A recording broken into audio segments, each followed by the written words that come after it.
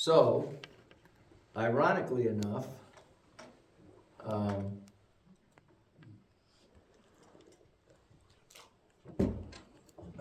we're gonna play this game again, I think.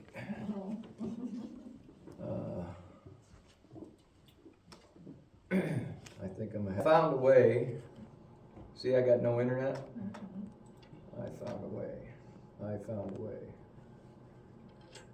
We're going to see a video. I'm going to introduce you to somebody.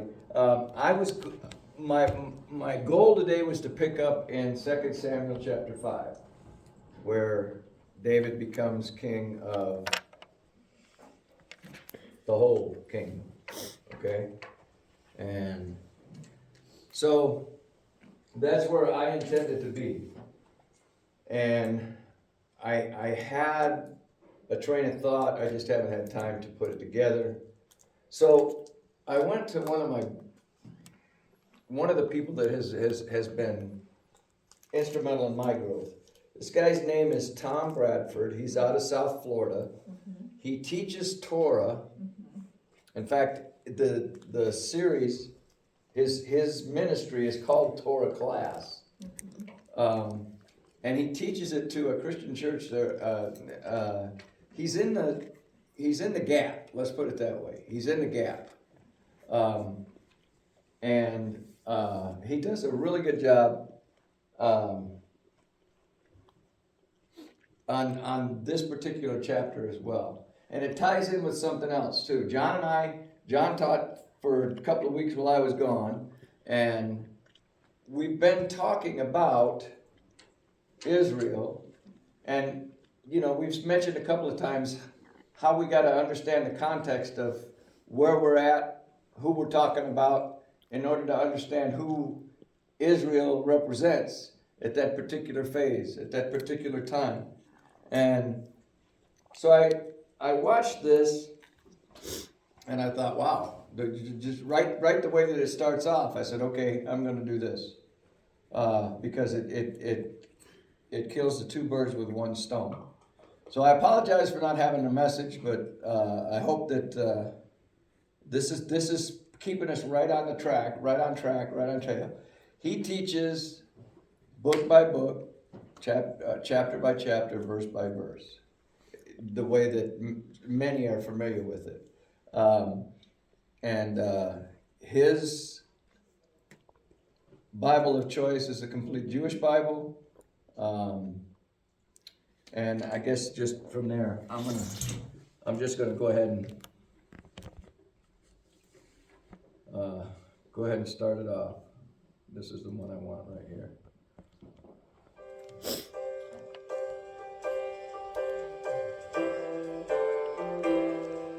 Can everybody hear it?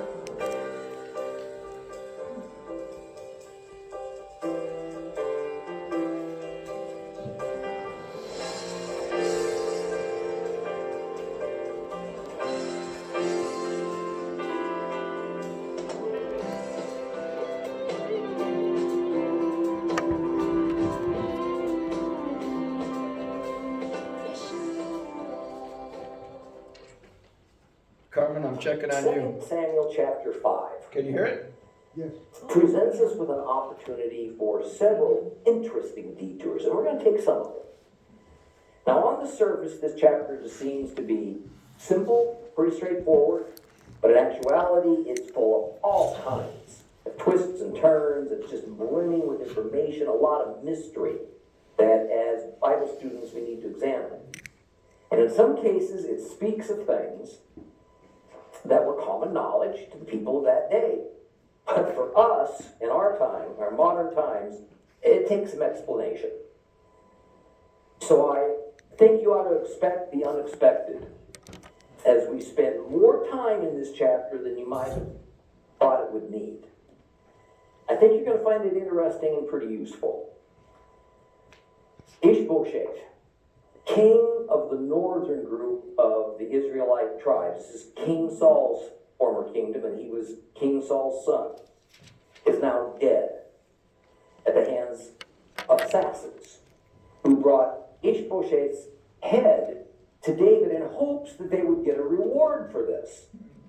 And 2 Samuel chapter 4 now sets the historical stage for David becoming the first king of Israel to rule over a united nation of all the Israelite tribes. Now, the use of the name or the term Israel is complex, and its meaning and its intent changes as we work our way through the Bible. So here we'll take our first detour, and we're going to use it to explain the term Israel. Now, Israel is at the center of all Bible stories since late in Genesis. And Israel is at the heart of all Bible prophecies, fulfilled or those that are still future to us. So it's vital we understand the various applications of the term. And the first thing to know is that the term Israel is highly anachronistic.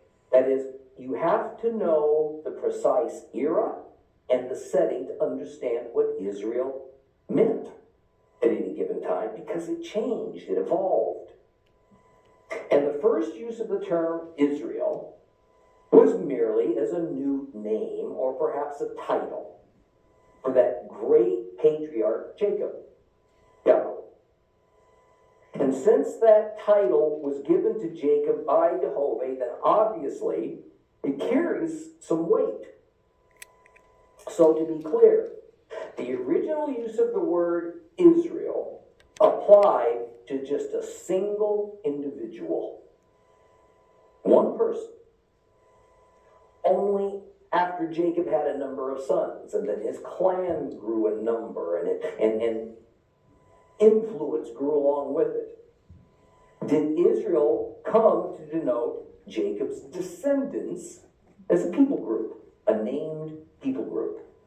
And then centuries after Jacob's death, Joshua led this people group called Israel into the promised land, but immediately they fractured into tribal alliances, and their common ancestral heritage became a matter of secondary importance to them. Some of the people group called Israel decided not to enter into the promised land, and instead they settled on the eastern bank of the Jordan River.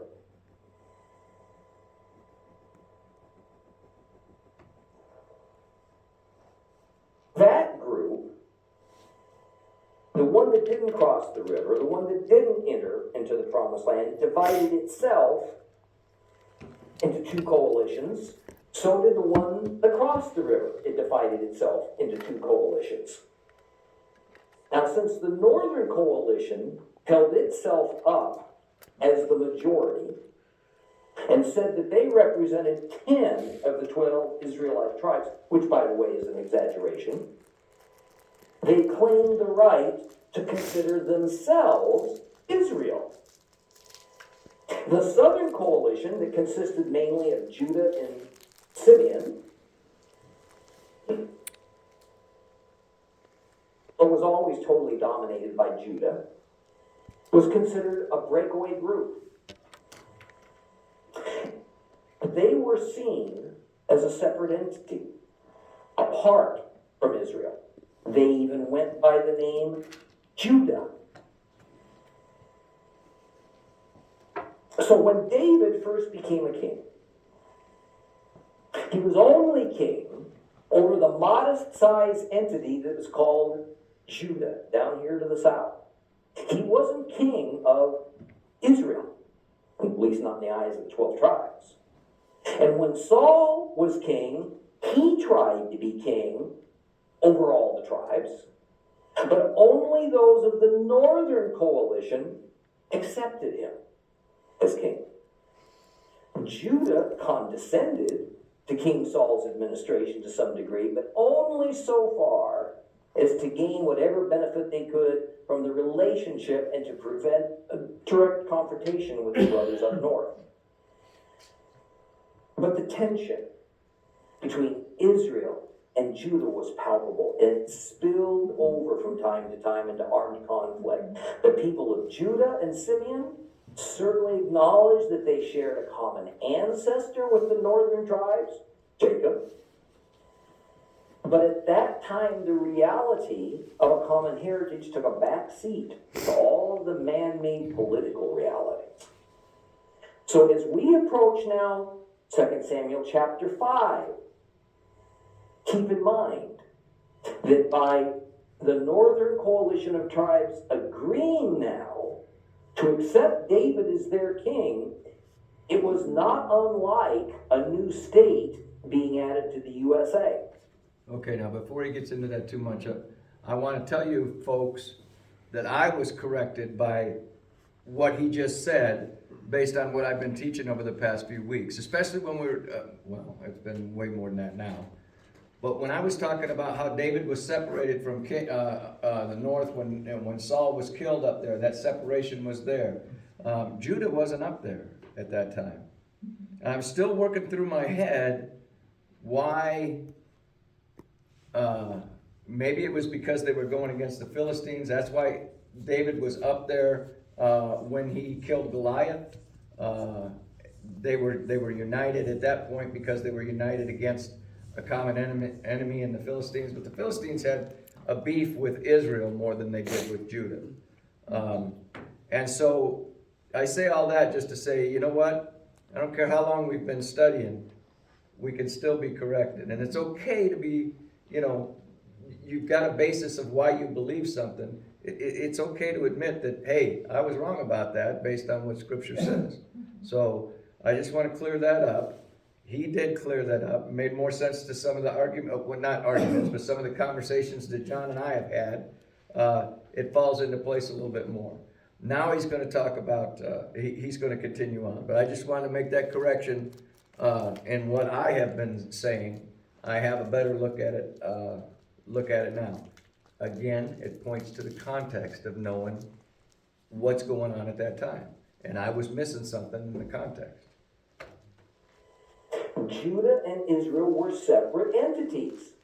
And what was about to happen was that they would join together as a single entity under one king, David.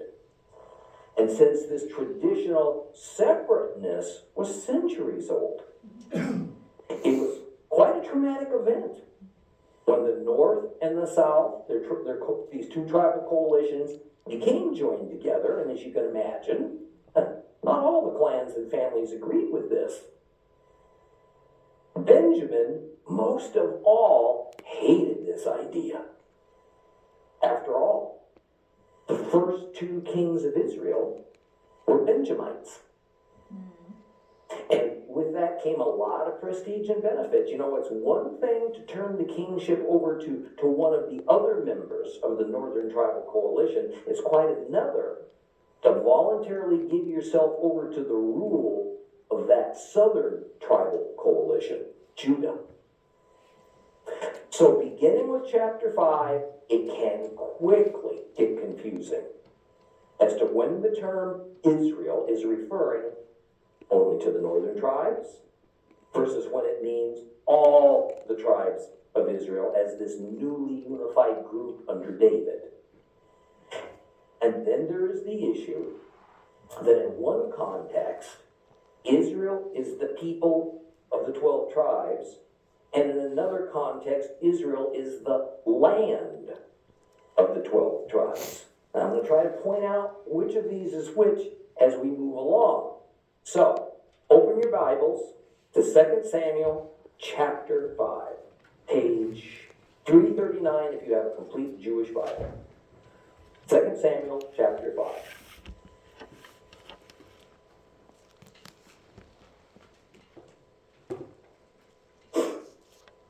And all the tribes of Israel came to David at Hebron and said, "Here, we are your own flesh and bone. In the past, when Saul was king over us, it was you who led Israel's military campaigns, and Adonai said to you, you will shepherd my people Israel, you will be chief over Israel." So all the leaders of Israel came to the king in Hebron. And King David made a covenant with them in Hebron in the presence of Adonai. They then anointed King David king over Israel, and David was 30 years old when he began his rule, and he ruled for 40 years. And in Hebron, he ruled over Judah 7 years and 6 months. Then in Jerusalem, he ruled 33 years over Israel and Judah. And the king and his men went to Jerusalem to attack the Jebusites, the inhabitants of that region. And they taunted David, "You're not going to get in here. Even the blind and the lame could fend you off." In other words, they were thinking, David will never get in here. Nevertheless, David captured the stronghold of Zion, also known now as the city of David. And what David said on that day was, in order to attack the Jebusites, you have to climb up from the spring outside the city through the water tunnel. Then you can do away with those so-called lame and blind, whom David despises, hence the expression, the blind and the lame keep him from entering the house. David lived in the stronghold, and he called it the city of David. And then David built up the city around it, starting at the Millo and working inward. And David grew greater and greater because Adonai, the God of armies, was with him. Hiram, king of Zor, sent envoys to David with cedar logs, and with them were carpenters and stonemasons, and they built David a palace. David then knew that Adonai had set him up as king over Israel and increased his royal power for the sake of his people. David took for himself more concubines and wives in Jerusalem after coming from Hebron, so that still more sons and daughters were born to David. And here are the names of those born to him in Jerusalem. Shammah, Shobab, Natan, Shlomo, Yivkar, Elishwa, Nepheg, Yafyah, Elishma, Eliada, and Eliphelet. And when the Philistines heard that David had been anointed king over Israel, all the Philistines went up in search of David. And on the learning of it, David went down to the stronghold. The Philistines came and deployed in the Rephaim valley. And David consulted Adonai, asking, "Should I attack the Philistines? Will you hand them over to me?" And Adonai answered David, "Attack. I will certainly hand the Philistines over to you." So David went to Baal Pratzim and defeated them there. And he said, "Adonai has broken through my enemies for me, like a river breaking through its banks." This is why he called the place Baal Pratzim, Lord of breaking through. The Philistines had left their idols there, so David and his men took them away. The Philistines came up and deployed in the Rephaim valley. And when David consulted Adonai, he said, "Don't attack, circle behind them, engage them opposite the balsam trees. And when you hear the sound of marching in the tops of the balsam trees, advance. Because then Adonai has gone out ahead of you to defeat the army of the Philistines." David did exactly as Adonai had ordered him to do. He pursued his attack on the Philistines from Gibeah all the way to Gezer.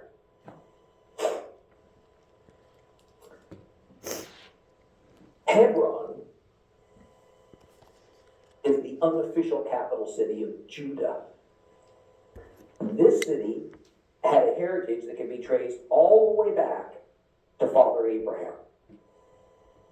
David chose to move from Ziklag, which was in Philistine territory, to Hebron because it was so thoroughly understood in the region that Hebron was the most prominent city of the entity called Judah.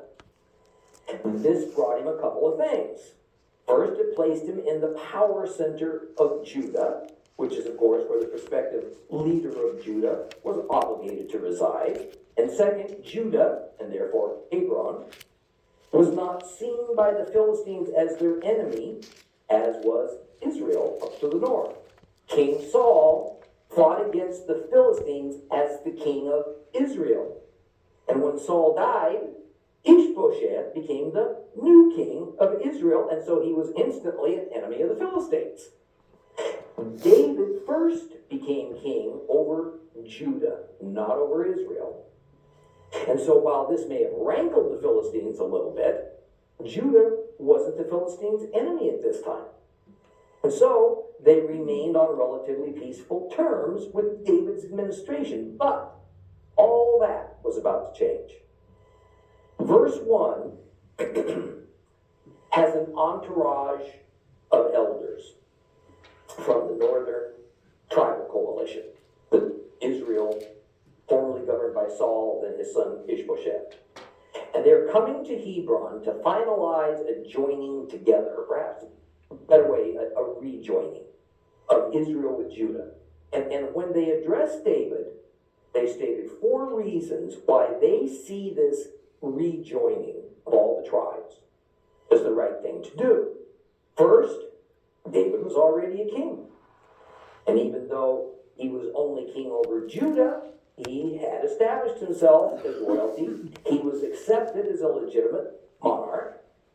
And for the northern coalition, then there was no shame in placing themselves under an existing king.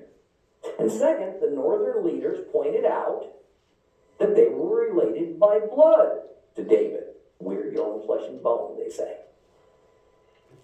Their common connection to Jacob hadn't really mattered all that much over the last few centuries, and was only used when it was convenient, was now invoked as a good and proper reason for them to give their allegiance to David, and for David to treat them well, to treat them not as vassals, but as brethren, which they were.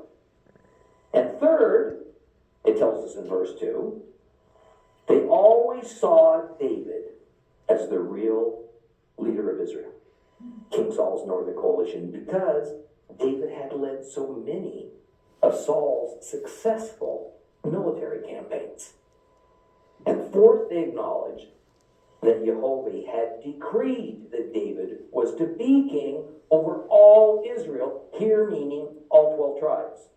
So we again run into a statement that God had anointed David as king over all Israel, and while we find no surviving Bible narrative of that kind of a public statement by God or by a prophet of God, there was no doubt some recorded and commonly known divine oracle to that effect that apparently has been lost to history. So the elders of the north saw David as their natural brother and as a proven and demonstrated leader of the northern tribal armies in times past.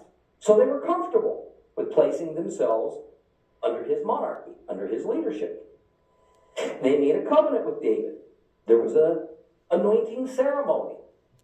And I want to stress yet again that for us in hindsight, we easily view the 12 tribes of Israel as a unity, and therefore as natural brethren, because all the tribes came from the loins of Jacob. But in that era, what we're witnessing here, in the north anointing David as their king, would be akin to the USA announcing, or rather renouncing, our sovereignty that we had earned in war against King George of England, and then agreeing to voluntarily rejoin ourselves to England under their governance. That's how serious a matter this is. Gives you a different perspective, huh? And while we might be able to rationalize such a thing by saying that historically we were at one time literally connected to England through common ancestors, to do such a thing would be terribly radical, and probably it wouldn't be very popular. Also recognize that approximately the same amount of time has passed since the USA gained its independence from England until today, as when Judah and Israel split apart from one another until David's time. So a lot of time had passed. The two kingdoms warred against one another. Their separateness was well established. No one had ever known of a time or had experienced a time, no one alive had, when Judah and Israel were considered as one family or one nation. This would be a brand new experience. So generations came and went with people who identified themselves either to Israel or to Judah. Any sense of kinship between Judah and Israel would have been very distant in David's day. So this is a good context to hang on to as we go forward, because it helps us to understand many of the actions that we'll see unfold in these coming chapters. So verse 4 states that David was 30 years old when he began to rule, and that he ruled for 40 years. Now, first of all, understand these are round numbers that are also idealized numbers.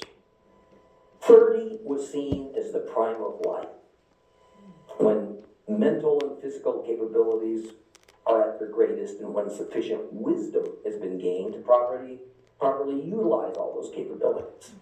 The age of 30 was eventually adopted as the earliest age allowable for a Hebrew to become a rabbi. It's no coincidence that Yeshua is said to have begun his ministry at what age? 30. That David ruled for 40 years is also an approximate, and it's an idealized number. In fact, the very next verse says he ruled over Judah for 7½ years, and then ruled from Jerusalem as king over all Israel for 33 more years.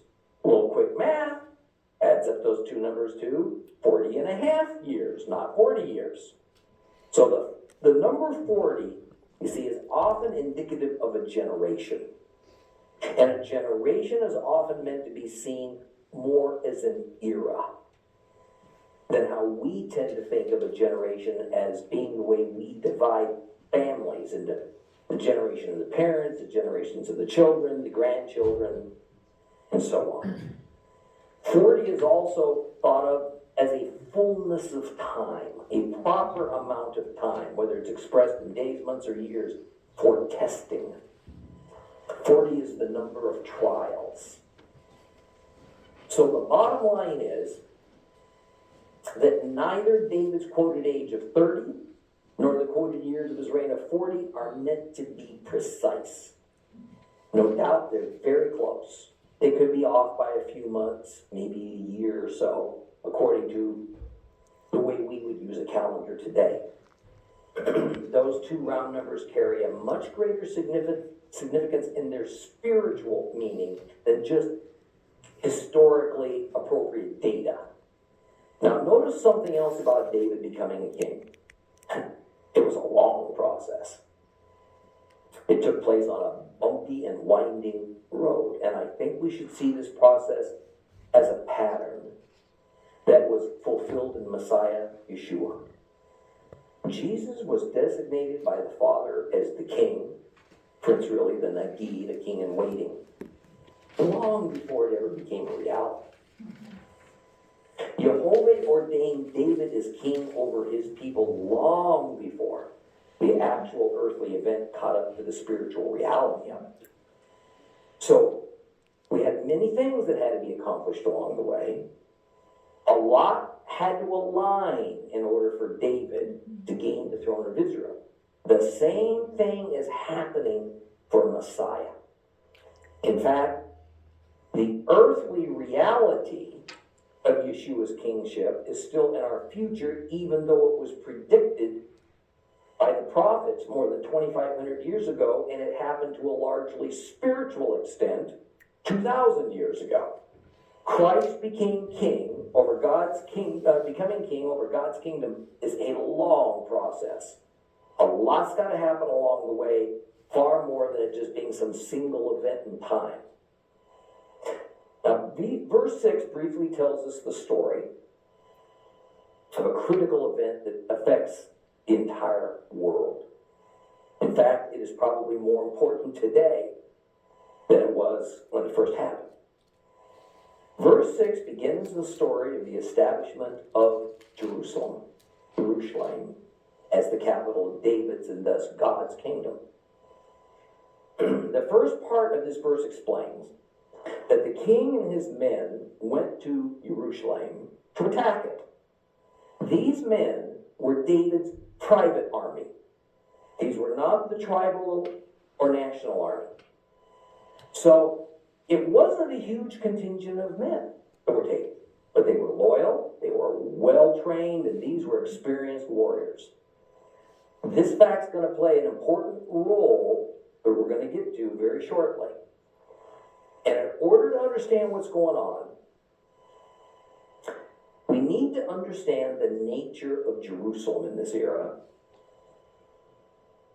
as well as its past. So we're going to make another one of those detours to see what we can find out about this wonderful city. Modern archaeology, along with the discovery and translation of some ancient clay tablets, has helped to piece together the astounding history of this place. If we were to pin a date on a calendar for David's attack on Jerusalem, it would probably be about 990 BC, give or take a couple of years. But this city was known, its existence was recorded long before that.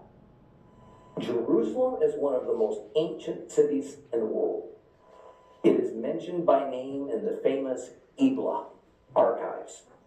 These Ebla archives consist of some 15,000 clay tablets that were uncovered starting in the late 1960s in northern Syria.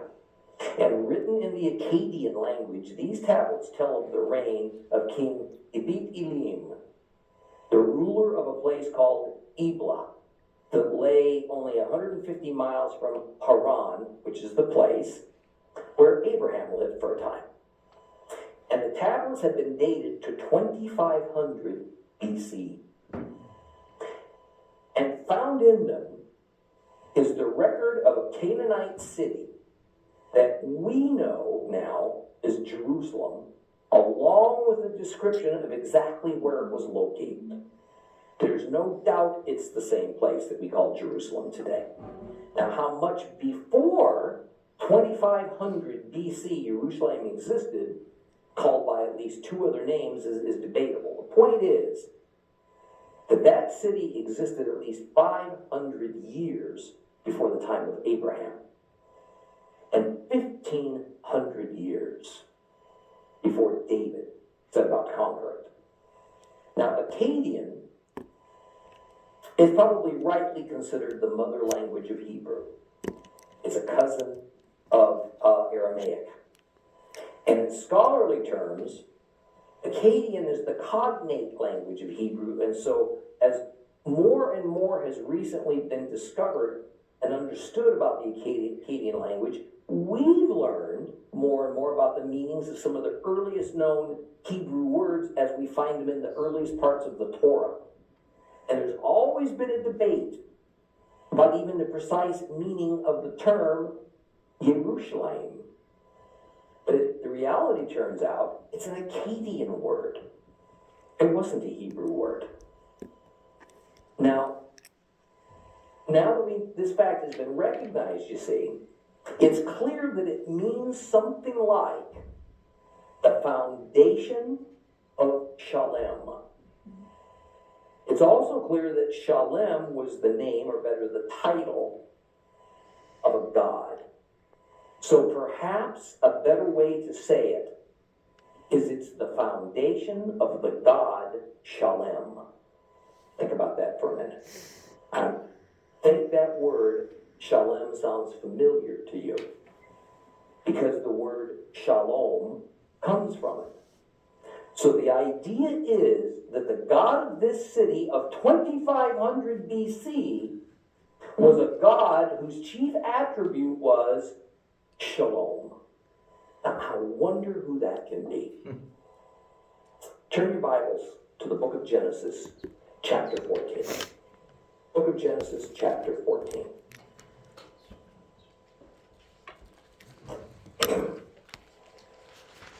You have a complete Jewish Bible. We're going to start on page 13, and we're going to read from Genesis 14, verse 14 through 20. So 14 through 20.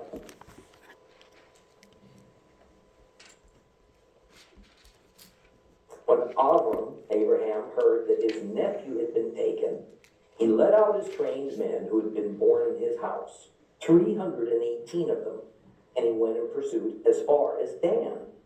And during the night, he and his servants divided his forces against them, and then attacked and pursued them all the way to Hovah, north of Damascus. And he recovered all the goods and brought back his nephew Lot with his goods, together with all the women and the other people. And after his return from slaughtering Kedorlaomer and the kings with him, the king of Sodom went out to meet him in the Shaveh Valley, also known as the King's Valley. Melchizedek, king of Shalem, brought out bread and wine. He was the priest of El Elyon, the God Most High. So he blessed him with these words. Blessed be Abraham by El Elyon, maker of heaven and earth. Blessed be El Elyon, who handed your enemies over to you.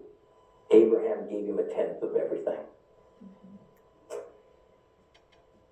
Here we find the story of the mysterious Melchizedek, king and priest of the city of Shalem. Yes, that city Shalem, the same Shalem as in the Ebla Archives documents. And we know from the narrative that Melchizedek worshiped the one true creator God, that he also called El Elyon, the Most High God. And there's little doubt that the language Abraham spoke at this time was Akkadian. He was an Amorite who was recently arrived from Mesopotamia, and certainly it's also Akkadian that Melchizedek spoke. Hebrew wasn't yet its own language. Akkadian is a Semitic language. Let me remind you that the term Semitic is essentially a mispronunciation. It ought to be pronounced Shemitic. Semite means from the line of Shem. Shem was one of Noah's 3 sons. So Akkadian is a language that is traced back towards Shem. And Abraham and Melchizedek both speak some form of it. And we know from ancient non-biblical records that the city of Shalem existed at least 500 years before Abraham. It all fits together perfectly. The most ancient Hebrew tradition on the subject insists unequivocally that Melchizedek was none other than the now very aged Shem, Noah's son. Why didn't they just call Melchizedek Shem then and get it over with?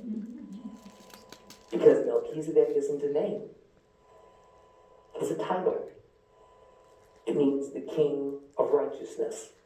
So while Shem is a formal name, like Yeshua is a formal name, Melchizedek is a title. It's an attribute, just like Messiah is a title. It's an attribute. It's not a name. And biblical genealogical records make it clear Shem was still living when Abraham was alive. And while proof is much too big of a word for use in this situation, the circumstantial evidence just keeps getting greater that indeed Shem was probably the king and priest of the God Most High, that he lived in the city of Shalem, that he held the title of the Melchizedek, and that this is who Abraham met at the city of Shalem, called Yerushalayim in Akkadian. Now, another name that we find in the Bible for this same place is Jebus, or Yevus. And the name of the inhabitants of this place, as we read in David getting ready to attack it, is the Yebusi, or in English, Jebusites. Judges 19:10 says this: "But the man wouldn't stay that night, so he got up and left with his concubine, and he saddled 2 donkeys, and they arrived at Jebus, also known as Yerushalayim." So we have proof of it. We don't have to guess. So we know without doubt now that Jebus and Yerushalayim are the same place, just spoken in 2 different languages, under two different circumstances. And since many places and locations in the Bible had existed for hundreds and thousands of years, their place names have changed.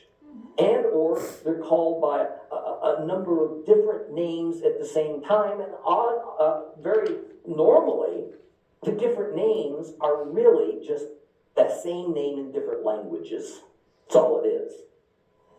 Las Vegas is at times called Sin City, or just Vegas for short. Los Angeles is at times called the City of Angels, or just LA. A long time ago, it was literally called the place of 10,000 smokes. Before that, it was the Chumash Indians. See, before modern times, it was the Chumash Indians who lived there. And there were so many hundreds of thousands of them that they saw all these campfires and the smoke going up, and that's where it got the name, 10,000 smokes from campfires. So laymen and scholars have had a hard time trying to understand what the many words for this place, Jerusalem, have meant over the ages. So far, we've seen this place called Yerushalayim, Jebus, and the city of Shalem. 3 names now for the same place. The story of the taking of Yerushalayim by David now adds the terms, the stronghold, the city of David, the Milo, and Zion. So which is which? What's what? And all these names.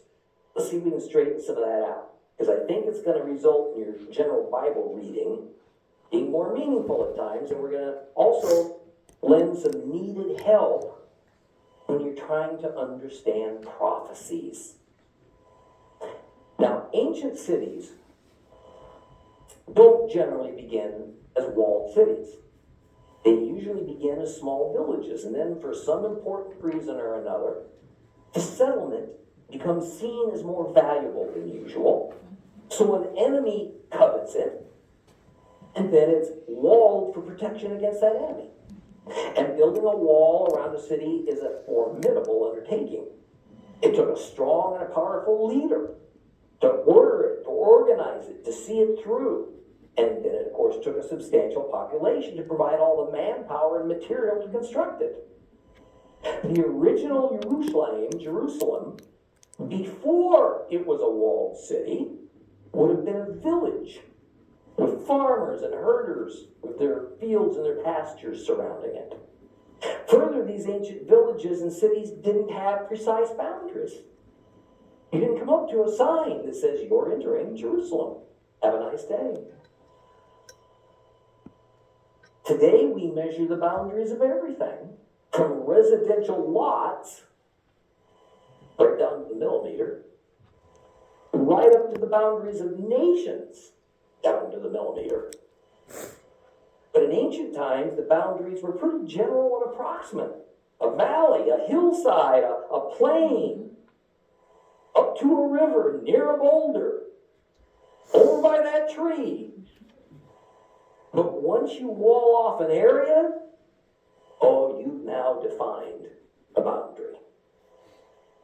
And in ancient times, when an ill-defined but named area had a walled city built upon part of it, usually that walled city part was given a separate name from the general area upon which it had been built. Or it was called the city of so-and-so, meaning that the city was built upon a land area of a certain name. Sometimes it would be named after a god or a king. Yerushalayim was the name for the village and the surrounding area where it was built. We don't know of another name going back any further than this. At some point, the place also became known as Jebus because Jebus was the name of a tribe or a clan of Canaanites who had either inhabited the place or maybe they were the ones that built it originally. In any case, it was these Jebusites, the people of Jebus, who inhabited the area in David's time and held that walled city. And one of the names assigned to the walled city portion of this place was Zion. A walled city is also a stronghold. It's a fallback place where one can defend against intruders. And the reason it is sometimes termed a stronghold is because the vast majority of the people living at that area lived outside the city walls. So, you would have a walled city where the king and his family and the royal court and the rich merchants and others with reason and status to have the privilege of living inside of those walls resided. Then the general and the larger population lived in buildings outside the walls. And these villagers gave their allegiance to that king of that city, that walled city, for the very reason that if danger from a marauder came, then the city gates would be open to allow these villagers to stream inside, then the doors would be shut, and this became their stronghold. So the general area was called Jerusalem and Jebus, but the walled city portion of it was called Zion. When David captured it, he changed the name from Zion to the city of David. But as is obvious, the name Zion has been retained and has been applied for other purposes we're not going to get into tonight. Now there's another reference in these passages to a place there called the Millo. And the term means an earthen mound or a rampart. Or in modern language, a terrace is probably apt. Now this might be referring to a particular section of the city of David, of the city of David, or it could be what is today called the Ophel, that's located just outside of the ancient wall up at the northern end. Here's the city of David at the northern end, up here. If one looks at a map of the ancient city of Jerusalem, what you will see is that the city of David is the oldest and original walled portion. And it's located well down the slope from Mount Moriah. Here you see the temple, which is on the highest part of the mountain, and it's all downhill. The city of David is bordered by canyons and ravines, including the Kidron Valley that runs along here, which of course made it more difficult to attack because you had to climb up a hill.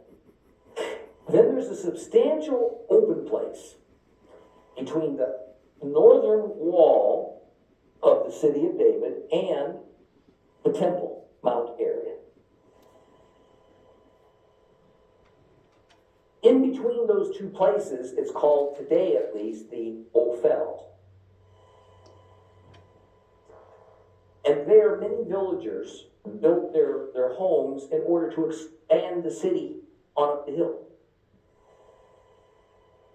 So the idea was to eventually extend these walls on up the hill to encompass the Ophel and then eventually all the Temple Mount.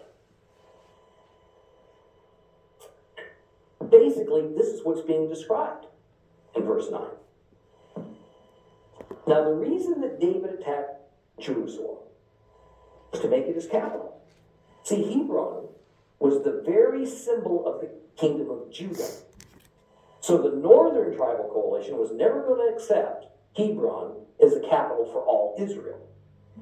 In fact, I highly suspect that part of the covenant treaty that the elders from the north signed with David specifically demanded that a new capital city would be found that was more neutral in its location. Well, Jerusalem was right on the border between Israel and Judah. It was claimed by neither entity. It wasn't even inhabited by Hebrews. So you can't get much more neutral than that. But there is another aspect that's invariably overlooked. So before we move on, let me explain something else that I have rarely ever heard discussed. Over and over in the Bible, we'll just see the two terms Judah and Israel tied together, just as we'll often see the two terms Jerusalem and Judah tied together. And as you now know, the reason that Judah and Israel are tied together is not because they were two different names for the same place, but rather because indeed they were two separate entities. Only when tied together do they form all Israel. Separately, they just represent a part of Israel. So why are Judah and Jerusalem often spoke of in that same fashion? All the evidence and circumstances indicate that at the very least, that portion of Jerusalem called the city of David was held on to by David as his own private estate. Let me say that another way. The city of David belonged to David. It was his property. It was not national territory. This explains why it is that David used his private army instead of his national army to conquer Jebus. By doing so, this would be seen as more of a private endeavor rather than a national one. Had he used the tribal troops to conquer the walled city, the tribal leaders would certainly have expected for this to be seen as a joint expedition, and so the walled city they would see as national property to be shared among all the tribes. Now, don't let that confuse you, because in the United States we have a similar situation. Washington, D.C. was chosen to be the capital of the United States precisely because it wasn't part of any state. And it remains so to this day.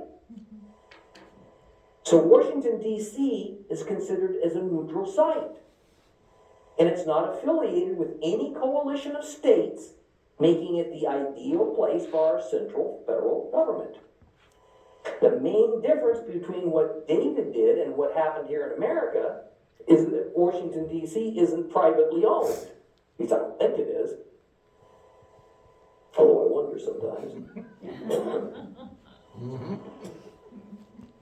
Well, it seems that the city of David was David's personal property.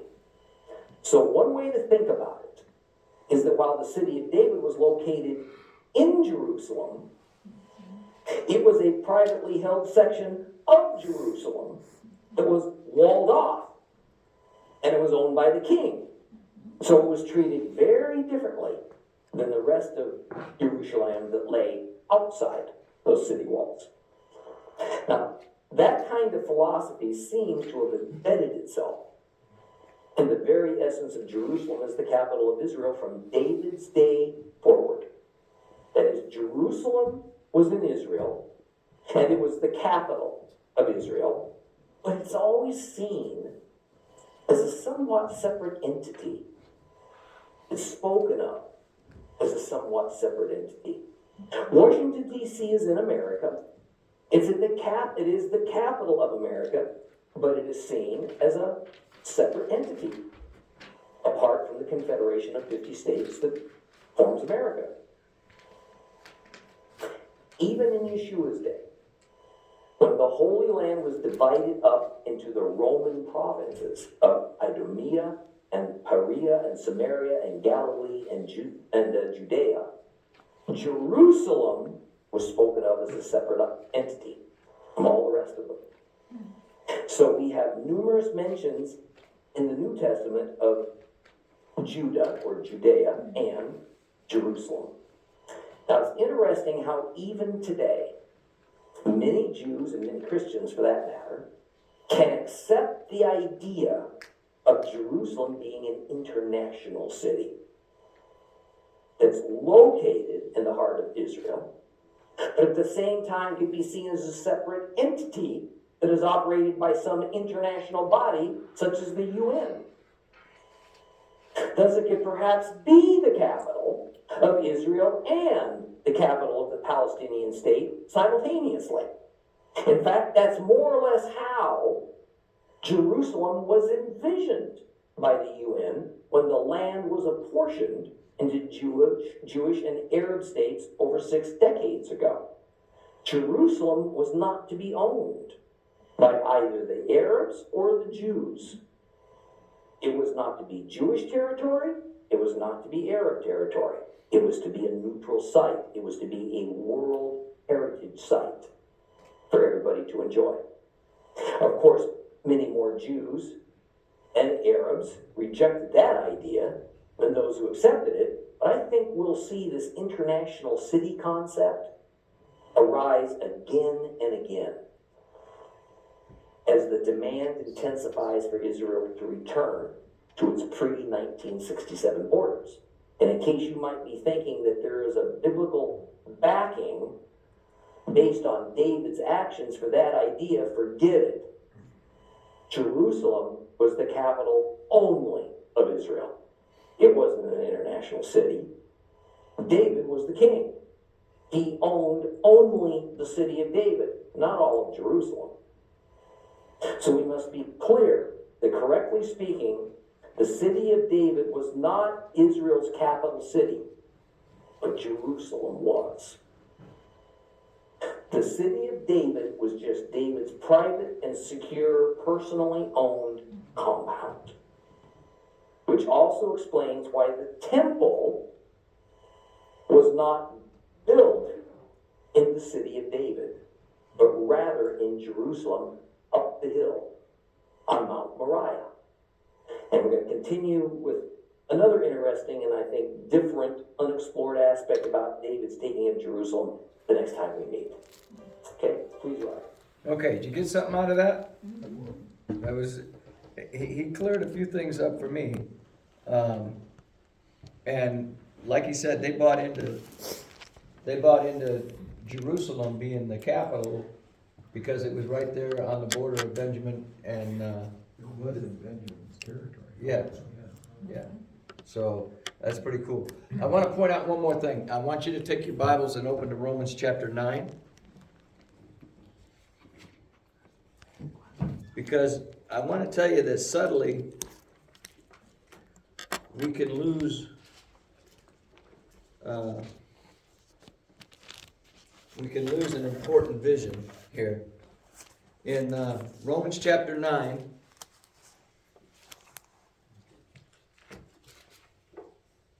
you know that Romans 9, 10, and 11 are Paul making a strong case.